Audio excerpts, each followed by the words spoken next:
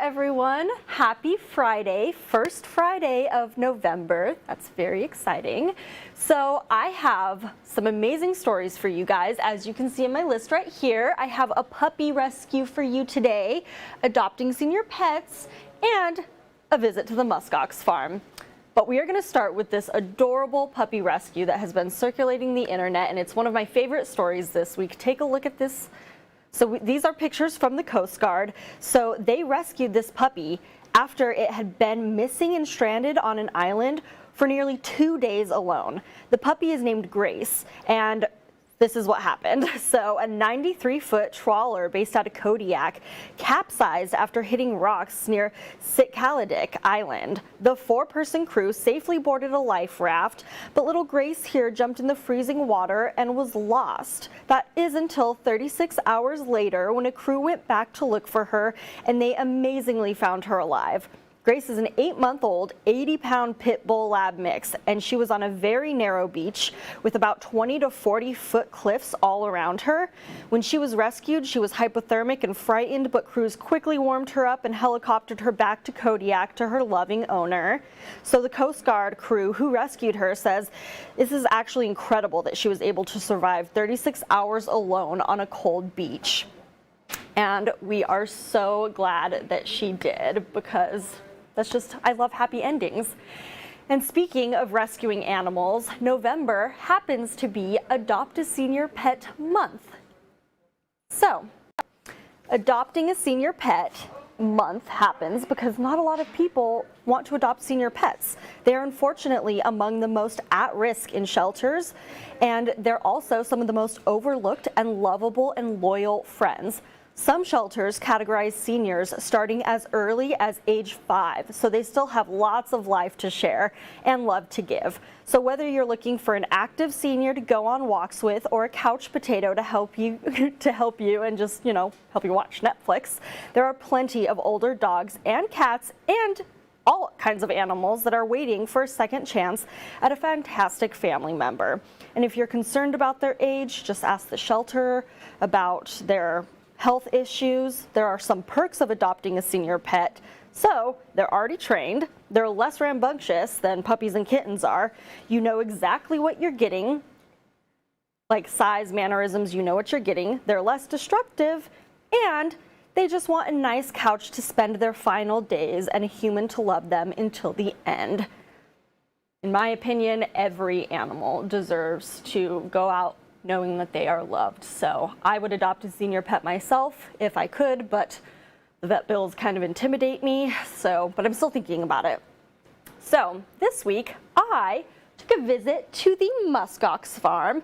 It was my first time there. It's out in Palmer. If you haven't been, it's amazing. So let me show you my trip. So we're here with Danny today. She's the education director here at the Musk Ox Farm. And Danny, when people come here and they know nothing about musk ox, what are the first things that you tell them? Oh wow, the first things, there's just so much. We really try to gauge it off of what they're interested in. So try to connect these creatures back to an animal maybe they have at home, where they're from, or really just start throwing in who they are and what makes them so special, and hope we can connect them that way. But our musk ox, I would say, have the most entertaining days, at least to them. I would say that they lay around and do a whole lot, but that's what they're made to do. They're nature's great couch potato. Hay is getting fed out a couple times a week, and behind us they're actually getting their supplemental feed that they get every single day. It's like their favorite treat. So it's like us getting to eat gummy vitamins every day. They absolutely love it. Why is it important for you guys to keep all these musk ox on this farm and take care of them day in and day out? Yeah, so we've been at this since the 50s. We've been here in Palmer since 1986, and we're a nonprofit. And a big piece of what we do out here is gentle agriculture. We do farming a little bit different. We're on a musk ox's time, not ours, so everything is done super slow. What are their personalities like? Oh, they're all so different. I feel like when you look at them, you kind of see this brown blob that's about 4 feet tall, and you're like, oh yeah, it's a musk ox, I've now seen it. In front of us right now is Georgianne. And so she's our oldest lady out here. She's a sweetheart. Luna here is 19 years old, and she is probably our I would say lately most famous muskox, because she's been, you probably heard about her losing her rear leg in the last 2 years. We have done a lot to be able to rehab her and make her healthy and happy, and I would say a lot of that is of course her and her amazing stubbornness. And Luna here has her own new children's book that was written by a local author, Luna's Big Oxidant. It's all about overcoming our differences, and really what's different about us is what makes us so special.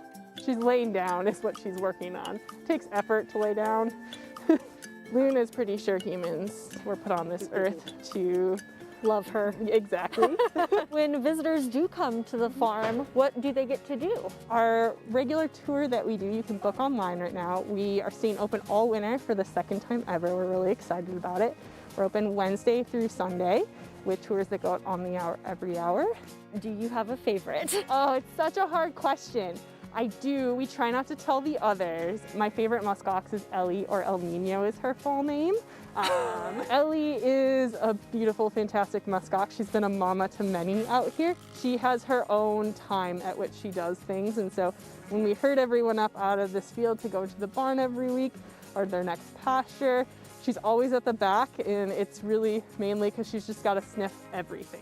She just kind of lumberly goes on her own time, on Ellie time. It's great. She's got an amazing personality. She's unique. They kind of remind me of like the demeanor of like cats. Yeah. Where they like will approach you if they trust you, but no. That's a good way to think about it. Yep, you have to like earn their trust a little bit more. Having visitors out here, that really helps. They realize that every person they meet is different and new, and that they're not scary in any way. So we have our visitors out here to help our muskox realize that everyone's okay to be around. This is my first time out on the farm, and I definitely want to return. I would just like to say that I had absolutely no idea that there was a muskox named Ellie. I did not pay her to say that. I was shocked, but I can't say I'm surprised that she's the favorite. So there's that. Also, I would like to leave you guys today with a little warning. So this week, my photographer, Nick Swan, was woken up by his dog, Betty, here, and his carbon monoxide alarm was going off. Betty was such a good girl, and she alerted Nick and his wife to the issue so Nick could troubleshoot it. Luckily, it was just the alarm nearing the end of its life, but it does serve as a good reminder this time of year to make sure your detectors are working properly. And it also serves as a reminder that dogs are man and woman's best friend. So, good job, Betty. We love those alert dogs. That's all I have for you today. Thanks for joining me for my Friday Furcast. I will see you next week. And as always, if you have any animal stories, videos, pictures that you would like to share with me, you can email me at myfurcast@ktuu.com. Bye, everyone.